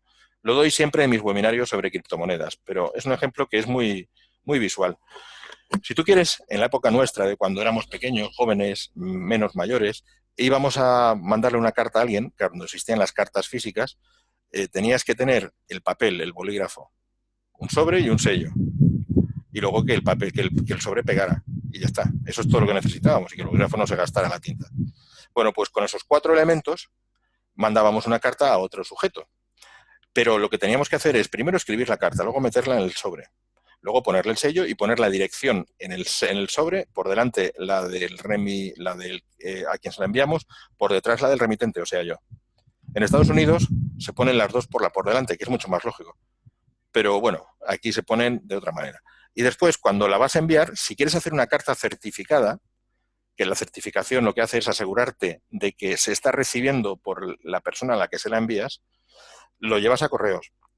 Y en correos lo comprueban que tiene el sello, comprueban que tiene el sobre, que está cerrado, no comprueban el contenido, pero en este caso lo certifican que tú estás enviando un sobre con algo dentro a esa otra persona. Y una vez que lo certifican, le meten el matasellos, lo apuntan en un papelito, tú firmas además 3 o 4 veces, porque el correos es del siglo XVII en estas cosas, y cuando ya terminas, ya se envía la carta. Bueno, pues cada uno de esos elementos, digamos que es una parte de ese blockchain en las criptomonedas. Una persona certifica que la carta está dentro del sobre, aunque no sepa qué carta es. Otra persona certifica que el sobre está cerrado. Una tercera, que hay un sello puesto en el sobre, que está bien pegado. La cuarta, que hay un matasellos que correos ha puesto. La quinta, que se envía a otra persona, como si no viéramos quién es el que lo recibe, pero es un dato de enviar. Y luego hay otras cientos y miles detrás que comprueban que esa carta llega hasta el destinatario. Todo eso es el blockchain en criptomonedas. Y eso permite que se haga atractivo en el mercado, porque funciona de una manera muy segura, ya que si uno de los elementos de esa cadena se interrumpiera por alguna razón, porque alguien ha querido decir, bueno, no, la carta dice que te voy a enviar 100 euros, pero voy a decir que son 10 y así me quedo 90. Imaginaos ese hipotético caso, ¿no? Que meten un billete ahí, alguien abre el sobre a mitad camino y saca de los 100, saca el billete de 100 o saca el billete de 100 y mete un billete de 10 y se queda 90. Y vuelve a intentar cerrar el sobre. El que va detrás diría, este sobre ha sido abierto. Y además, por ahí arriba han dicho que la carta contenía 100 euros, con lo cual, como ahora contiene 10, tú te los has llevado. O sea, eso es un poco de control de lo que hace el blockchain. Blockchain permite que todos se conozcan y que todo sea armónico. Si hay un eslabón que no da la información que tienen los demás, casca. Se le saca y hasta que no vuelva a incorporarse con la información correcta no entra. Pero todos los demás garantizan que los datos son los adecuados. Eso es lo que hace que estos instrumentos sean muy populares, porque permiten que puedas tener un negocio de seguridad en la transmisión de fondos, en la transmisión de mensajes, en cualquier otra cosa a nivel internacional. Y además da igual que la persona esté sentada a tu lado o que esté al otro lado del mundo, porque es cuestión de minutos hasta que las transacciones se validan y se comprueban y se certifican. Bueno, pues esto es lo que hay. Todos esos que forman parte del blockchain, todos esos elementos son un señor con un montón de ordenadores, o con uno, especiales, que consumen muchísima electricidad y que les llaman mineros. Y que esos mineros, que son los que crean códigos de aseguramiento y desencriptan códigos de aseguramiento para comprobar que todo es incorruptible, se les premia, se les gratifica con pequeñas milésimas de Bitcoin o de Ethereum o de los que fueran. Y en consecuencia ellos ganan así su sueldo, sus comisiones de la operativa y del mantenimiento de la incorruptibilidad de la red entera. Es muy interesante también esa parte porque la producción eléctrica, bueno, pues es enorme. La necesidad eléctrica es enorme por el alto consumo que los ordenadores tienen y en consecuencia puede hacer que no sea rentable hacer esta labor de minería. En aquellos países donde el coste de la electricidad es altísimo, no compensa. Entonces se van a aquellos países o aquellas zonas de algunos países que tienen unas especiales exenciones que les permitan poder seguir produciendo a gran escala. En China, por ejemplo, se ha hecho, y ahora China está empezando a prohibir, bueno, ya lo ha hecho, está prohibiendo todas estas labores de minería, entre otras cosas porque muchos de estos estaban contratando enormes parques industriales dedicados exclusivamente a miles de ordenadores minando constantemente para poder sacar un rendimiento económico a ello. Los hackers, esto es una cosa, Islandia también es verdad, sí. Los hackers roban minería en criptos porque lo que hacen ha pasado varias veces el año pasado en Corea. De hecho, cuando estamos hablando en el, a ver dónde tengo yo esa, a ver dónde lo tengo, voy a quitar esto y así os explico dónde tengo, aquí está. Vamos a traer la hoja esa que os estaba diciendo antes, a ver dónde está. A ver, están aquí, aquí está. Estos golpes que ha tenido, 1 y 2, y luego el tercero fueron por hackeo. Hackeo es que se crean unas bolsas de valores de bitcoins o de cualquier otro instrumento de estos y hay muchas personas que lo que hacen es tenerlos dentro de esas bolsas. O sea, yo compro bitcoins y los almaceno en esa bolsa, los guardan ahí, me los custodian. Hay que tener en cuenta que esto no es como en el banco. Tú no puedes ir a un banco a abrirte una cuenta de bitcoins, que algunos lo están haciendo. Pero en general lo tienes que guardar en algo electrónico, en una especie de monedero electrónico. Esos monederos los puedes tener tú, es un pendrive, por ejemplo, tú lo puedes guardar en un pendrive en tu casa o lo puedes guardar en una bolsa que te lo custodia también. Yo tengo, ¿cuántos tengo? Tengo algo de Ethereum en una bolsa que se llama Coinbase, que está en América, en Estados Unidos. Y ahí me guardan los Ethereum, están guardados. Yo me abro mi aplicación, que la tengo en el móvil, y sé exactamente el precio que tengo convertido en Bitcoins, en Ethereum. Pero puede pasar que alguien hackee allí y me reviente lo mío y lo de otros cientos de miles de clientes de allí. Ha pasado en Corea 3 veces, estos 3 golpes que hemos visto aquí. Uno de ellos, algo aquí fue en otro sitio que no me acuerdo ahora mismo. Esto fue Mt. Grove, que fue otro tema anterior. Pero después estos han sido caídas por el tema de hackeo en Corea del Norte, en Corea del Sur especialmente. Corea del Norte no tiene. Y lo que ha pasado con eso es que la gente pues se ha quedado a verlas venir, porque no hay otra forma de recuperarlos ya que se los han llevado. Y como son electrónicos, o lo guardas tú o ha desaparecido. Entonces, cuidado con los hackeos porque están muy sujetos a eso. En Forex no puede pasar. En Forex no puede pasar porque los brokers de Forex, los que nos dan todas las operaciones de Forex, responden por detrás en la ejecución de mercado a los market makers, que son los que están comprando y vendiendo constantemente de un lado y de otro, que son grandes fondos de inversión, grandes bancos, y todo está reguladísimo por ellos. O sea, decimos que el mercado Forex no es un mercado regulado, pero desde la perspectiva de CFD lo es, en el sentido en que el broker tiene que tener un control de todas las operaciones que realiza y todos los precios que aporta. Y el banco en el que se ejecuta esa operación en mercado también. Los brokers consiguen la liquidez de los grandes bancos, Citibank, JP Morgan, todos estos. Y ellos tienen un altísimo sistema de control de las operaciones que realizan, hasta a nivel particular, hasta el nuestro. Entonces, es muy difícil que eso pueda cortarse. Esperad un momentito, un momentito.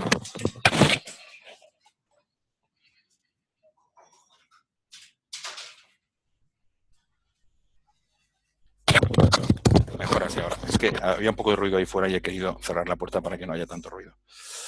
Y bueno, esto es lo que hay. O sea que ahí en el Forex sí que es garantizable que no va a haber ningún problema nunca. En esto puede haberlo. Es un alto riesgo. También por ese riesgo, pues es mucho más sensible en estos momentos. Bueno, pues esto es un poco lo que os quería comentar respecto a las criptomonedas. Ya os digo, es mucho más interesante para mí, desde la perspectiva personal, meterme en criptomonedas a nivel físico, es decir, entrando en ellas y operando en ellas, que a través de CFDs. Pero a lo mejor al principio queda muy interesante el poder operar en ellas con CFD, porque es muy fácil, ¿veis? Acabo de meter una operación y a ver qué ocurre. Ah, mira, lo de los dólares está saliendo mejor ahora, ha empezado a subir más. Estupendo. Ah, ya lo veo ahí. Perfecto. Muy bien. ¿Alguna pregunta al respecto? ¿Alguna cosa más de esta de las criptomonedas? Hay mucho más que hablar. Ya os digo que tengo algún webinario en particular que habla muy específicamente de esto y además enseño cómo se monta un blockchain. También hay otra parte que es, hay muchas empresas que están empezando a salir en bolsa. ¿Os acordáis de la burbuja de las .com hace años? Pues algo parecido está pasando y lo que ocurre, ahora hablo, Josep, lo que ocurre con la burbuja, con el tema de las .com, pues está ocurriendo ahora con las IPO, que son las ofertas públicas de lanzamiento en bolsa, de captación de capital. Se juntan 3 o 4 amiguetes, que generalmente a veces no tienen ni 20 años, y dicen, vamos a ver cómo conseguimos crear una criptomoneda y que se lance al mercado y que gane muchísimo dinero. Entonces crean una empresa, esa empresa la anuncian a través de estas bolsas que hay y montan una oferta pública donde tú puedes empezar a aportar dinero en esa empresa y te garantizan que ese dinero que tú entregas se te cambia por la criptomoneda que esa empresa está creando. Vamos a llamarla Pablito. Entonces tú les entregas 5.000 euros y ellos te entregan, digamos, para hacerlo fácil, 5.000 Pablitos. Como la perspectiva es que los Pablitos, que hoy valen 1 euro cada uno, lleguen a valer 10.000 euros cada uno en cuestión de un año, año y medio, pues entra muchísima gente y compran millones de Pablitos poniendo millones de dólares en esta empresa, lo que les permite poder financiarse de maravilla para lanzarla. Lanzar lo que es el blockchain, que no es relativamente barato porque hay que montar todo el entramado de ordenadores al principio, aunque luego se juntan todos los de fuera, y lanzarla a nivel marketing, que también es muy caro, porque tienes que ir a las redes sociales, tienes que hacer actividades publicitarias y promocionales, y todo esto tiran de ese dinero que han ido captando de los que entran en la IPO, la IPO, que es como se llama en inglés. Y se ha puesto muy de moda.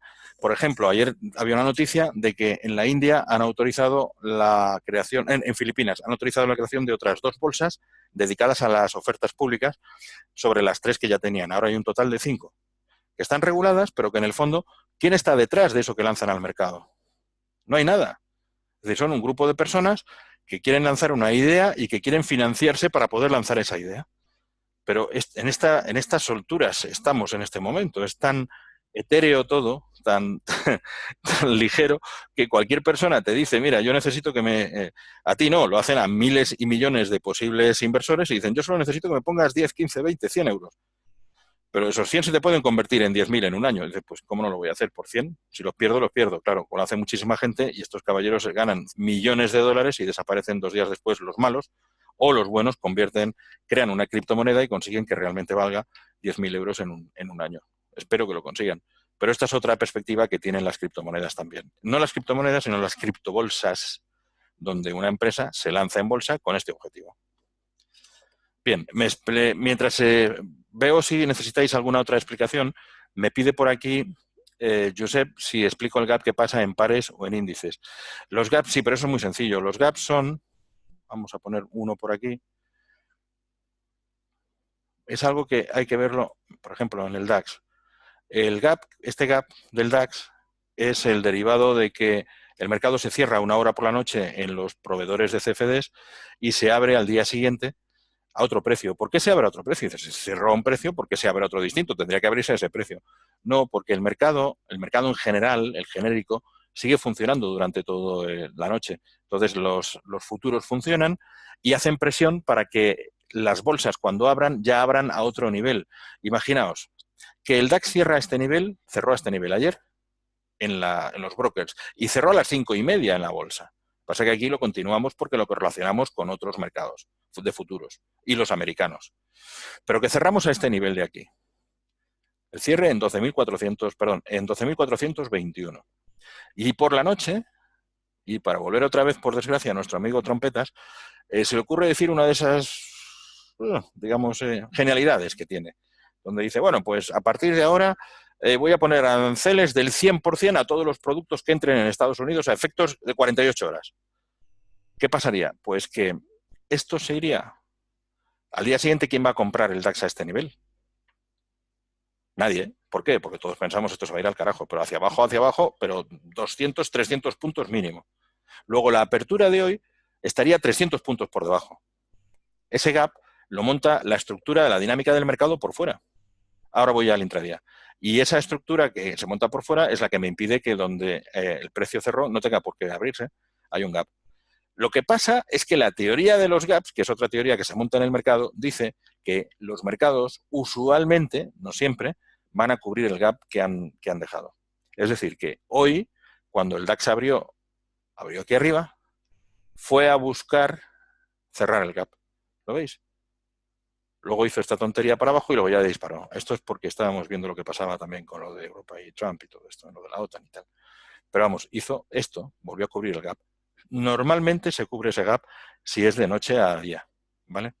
¿Qué pasa? Dice, me pregunta también Josep, horario interesante para... Espera, vamos a ir por partes. Me pregunta Josep, a veces en el intradía, sin ser del mercado de futuro, se produce el gap en cualquier subyacente, pero si se produce un gap en el intradía, puede deberse a dos cuestiones. La primera de ellas, que el broker en ese momento haya interrumpido el suministro de precios. Cuando lo recupera, ya hay un gap natural, que es por esa deficiencia en el suministro. No tiene que ser responsabilidad del broker, puede ser responsabilidad de la bolsa de la que toma los precios, que a veces ocurre. Que se detiene por cuestiones técnicas y cuando abre, ya abre a otro precio diferente porque ese mercado está muy influenciado por esos otros componentes de otros mercados. Luego también puede ser por otra razón, y es porque haya habido un golpe en el mercado tan importante de algo que le afecta que en los precios intermedios no hay nada. Acordaos, como ya se ha mencionado en esta misma reunión, lo que pasó el 15 de enero del 2015 con el franco suizo, donde hubo un gap tremendo. ¿Por qué? Porque cayó a pelo el euro suizo y nadie quería comprarlo en los niveles intermedios. ¿Quién lo compra cuando ve que todo va a caer mucho más? Por lo tanto, hay un gap y a hacer puñetas. Como dices muy bien, Alfredo, si tienes un stop se va a hacer gárgaras. Claro que se va a hacer gárgaras, excepto en las plataformas donde haya stops garantizados, que cada vez las hay menos, porque es el broker el que corre el riesgo de tener que darte un precio cuando él no lo puede cubrir. Solo lo hacen los creadores de mercado. Y lo hacen porque saben que tiene un coste, es como una compañía de seguros, saben que mucha gente paga ese coste sin que se produzca el evento. Entonces hacen una reserva con todo lo que cobran de esos clientes y el día que se tiene que producir el evento, pues tienen la reserva para cubrirlo, excepto cuando ocurre un evento de tanta magnitud como el que ocurrió con lo del franco suizo. Y hay otra por aquí, el horario interesante para el trading intradía de divisas.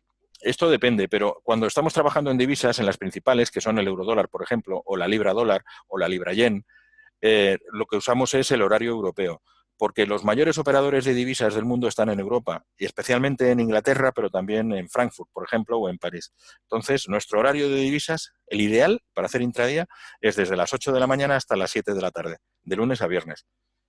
Es mejor por la mañana que por la tarde. Por la mañana hay más actividad porque muchos de estos brokers empiezan a las 7 de la mañana, a mediodía cierran un momentito para comer, 10 minutos, 15, 20, media hora, y luego prosiguen ya una hora y pico más, a las 3 o 4 de la tarde ya no hacen nada. O sea que mucho mejor para poder operar en divisas la mañana y la primera hora de la tarde hasta un poco después de la apertura del mercado americano, que es a las 3:30.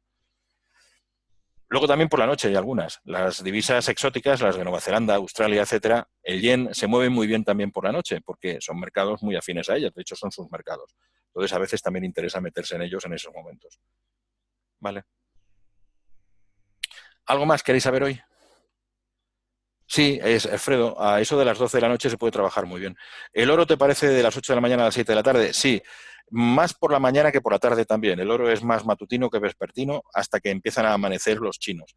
O sea que podemos trabajarlo desde las 8 de la mañana hasta las 4, por ahí, no mucho más de esa hora. Luego se queda bastante plano en general. No hoy, lo hemos visto que hoy tenía movimiento. A ver si tengo por aquí el oro. ¿Dónde estaba? A estas alturas ya veo muy mal. Pero vamos a ver, está por aquí. Bueno, pero el caso es que sí, generalmente, mira, está aquí arriba. Generalmente es mejor hacerlo durante la mañana, que es donde más margen tiene. Ahora ya se quedaría más pasmado. De hecho, no lo ha hecho hoy. Esto normalmente es ya más lateral a estas horas. Pero hay excepciones, todos los días hay excepciones. El Brent es por la mañana y el West Texas por la tarde, correcto. Aunque se correlacionan bastante, pero es más interesante porque el mayor volumen lo tiene el Brent por la mañana y el West Texas por la tarde. ¿Algo más? Bien, aunque hay mucho más de conocimiento de mercado, lo que queríamos era daros unas pinceladas fundamentales de los distintos mercados en los que entramos. Las divisas, los índices, las materias primas, etcétera. Entonces, el auge como el oro, sí, la plata igual que el oro. Y ya tenéis con estas sesiones un concepto general de los mercados en los que nos movemos y cómo funcionan desde detrás. En las siguientes sesiones vamos a empezar a centrarnos en los otros aspectos del trading, pero siempre en alguna de ellas se va a trabajar sobre la parte de conocimiento del mercado porque siempre hay algo que aprender en cada uno de ellos. Entonces ya veréis que vamos a empezar a hablar sobre estrategias, sobre robots, sobre todo psicología del trading, que es de lo más importante que hay que hacer para poder ganar dinero en el trading, pero todo esto va a tener siempre un condimento de conocimiento de mercado. O sea, no acabamos con esto, que lo sepáis. Y vamos a seguir subiendo un poquito el ritmo. Esta semana tendréis otra lista de tareas que os recuerdo que todavía no he visto alguna y necesitamos las listas de tareas para saber el ritmo con el que vosotros estáis absorbiendo la información que os proporcionamos. ¿Vale? Por favor. Bien, pues terminamos esta sesión entonces y os emplazamos para el lunes de la semana que viene a las 6 de la tarde de nuevo. Y vamos a utilizar este sistema, el de Zoom. ¿Estáis de acuerdo con que se oye bastante bien y que se ve bien? Perfecto, muy bien. Pues lo hacemos así, no hay ningún problema. Es el que yo utilizo habitualmente para mis seminarios, como los que ya estáis en ellos lo sabéis, así que no hay ningún problema. Muy bien, pues muchísimas gracias a todos. Ya sabéis que en el canal pondremos novedades y si tenéis alguna cuestión en particular, pues dirigírnoslas en privado, que no pasa nada, y de esa manera las podemos tratar con el interés que merecen. ¿De acuerdo? Gracias, muy buenas tardes a todos.